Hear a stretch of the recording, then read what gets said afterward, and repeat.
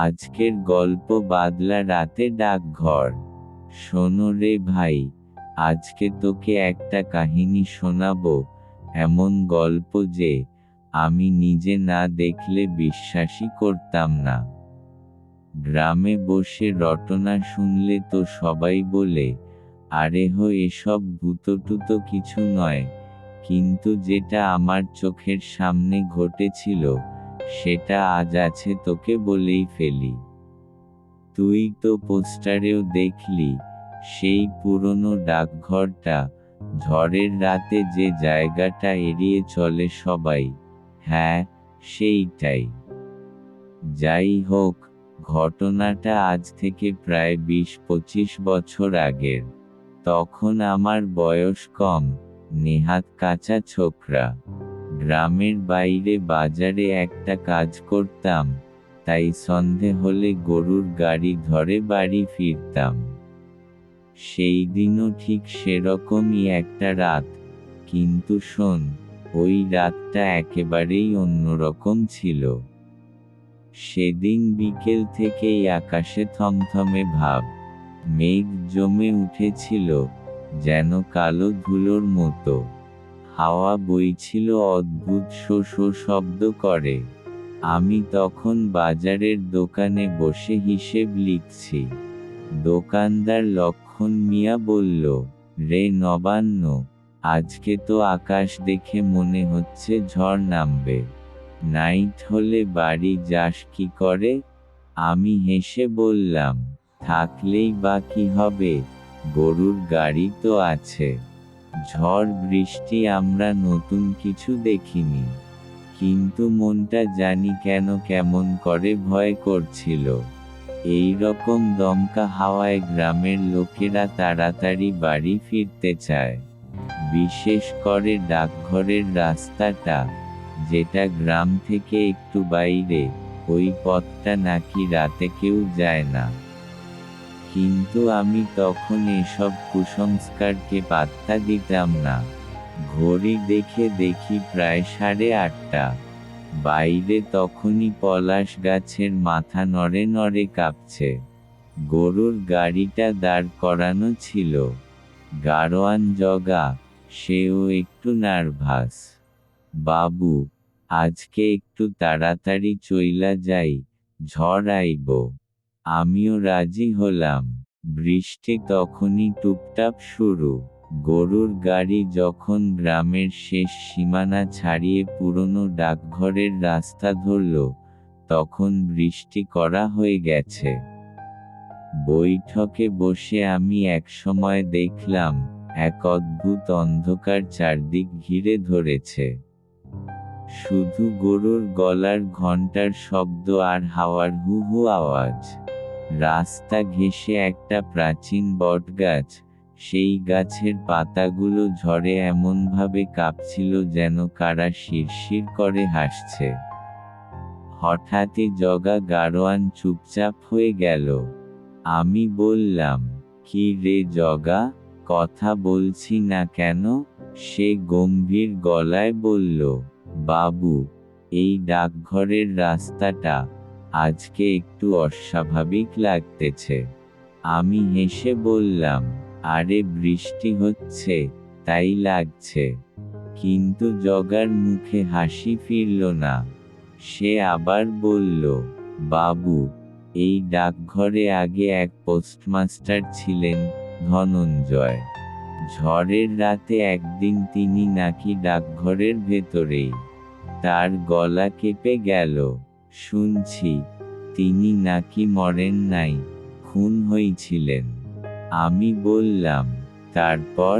জগা গলা নামিয়ে বলল, তারপর নাকি ঝড়ের রাতে তিনি আবার ডাকঘরের সামনে বসে থাকেন, রেজিস্ট্রি খাতা হাতে নিয়ে।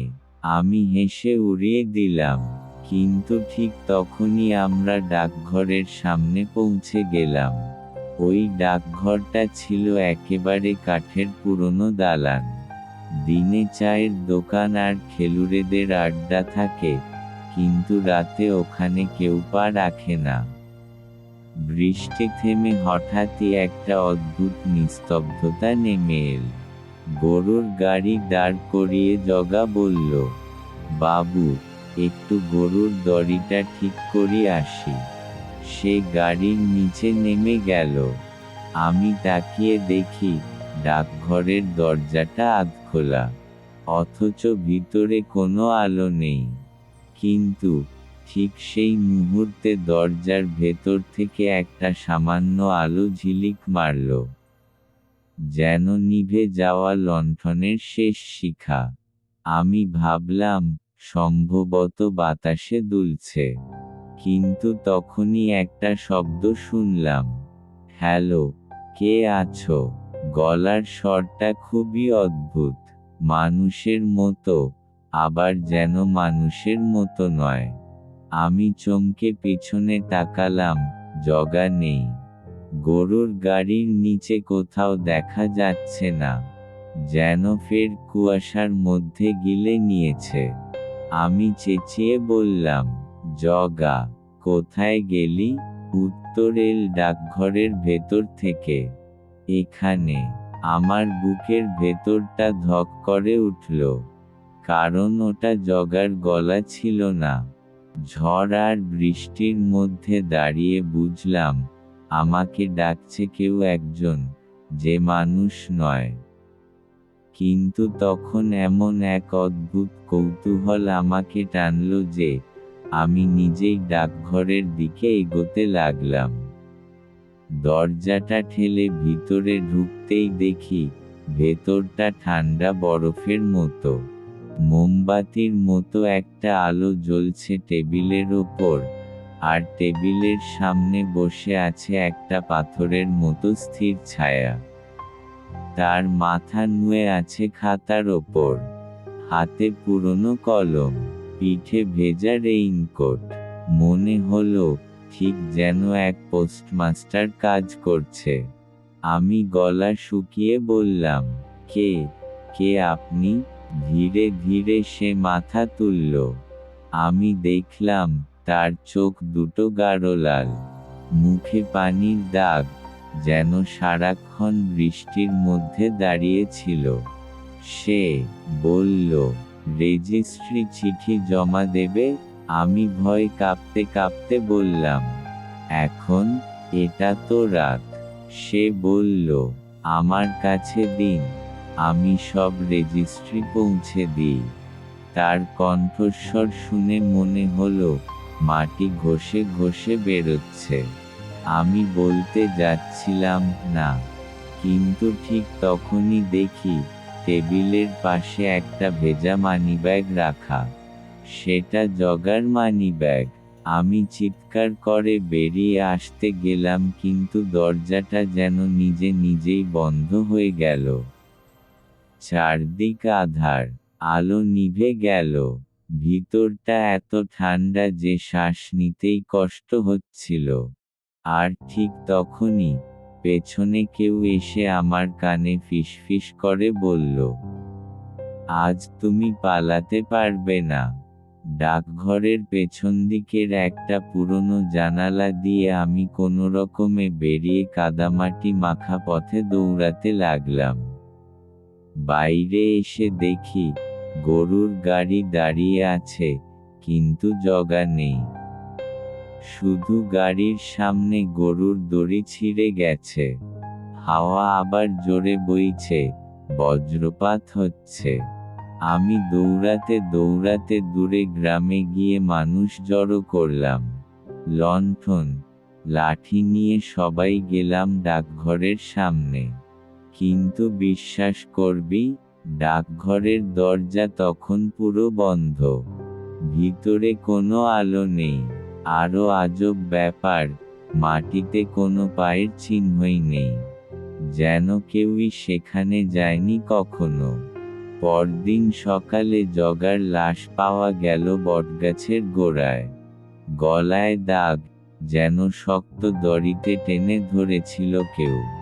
আর তার মানিব্যাগটা, সেটা পড়ে ডাকঘরের ভেতর পাওয়া গেল, ঠিক সেই টেবিলের ওপর।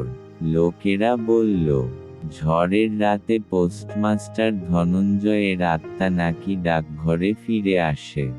সে নাকি জোর করে রেজিস্ট্রি চিঠি আর সই করায়। কেউ রাজি না হলে তাকে ফাঁসি দিয়ে মারে।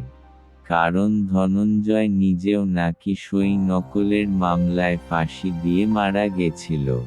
এটা শুনে আমার শরীর শিউরে উঠল। আমি জানতাম রাতের সেই ব্যক্তিটা মানুষ ছিল না। এরপরেও একবার আমাকে সেই পথ দিয়ে যেতে হয়েছিল। কিন্তু আমি আর কোনোদিন রাতে যাইনি। একবার বিকেলের দিকে দেখেছিলাম ডাকঘরের ভেতর কেউ যেন বসে আছে। ধীরে ধীরে দরজা বন্ধ করল। সেদিন থেকেই ঠিক করলাম ও পথ আমি আর পাড়ি দেব না। আজও বদলা রাতে ঝড় উঠলে ডাকঘরের আশেপাশে নাকি কেউ একা দাঁড়িয়ে থাকে। হাতে রেজিস্ট্রি খাতা, ভেজা রেইনকোট, লাল চোখ। আর শোন, গ্রামের এক বৃদ্ধ একদিন রাতে ভুল করে সেদিকে চলে গিয়েছিল। সে পড়ে বলেছিল, ওঠরে কেউ ডাকছিল, বলছিল, চিঠিটা রেখে যা। বৃদ্ধ সেদিন প্রাণে বেঁচেছিল, কারণ সে দৌড়ে পালিয়েছিল। কিন্তু সবাই যে পালাতে পারে তা নয়। আজও নাকি যখন বৃষ্টি নামে, হাওয়ার সাথে সাথে শোনা যায়, এদিকে আয়, সই করে যা। এটা ছিল আমার নিজের চোখে দেখা ঘটনা। তুই চাইলে তা বিশ্বাস নাও করতে পারিস, কিন্তু আমি বলছি, বদলা রাতে পুরনো ডাকঘরের সামনে থেমো না। কারণ ধনঞ্জয় পোস্টমাস্টার আজও অপেক্ষা করছে তার অসমাপ্ত রেজিস্ট্রি খাতাটা পূরণ করতে।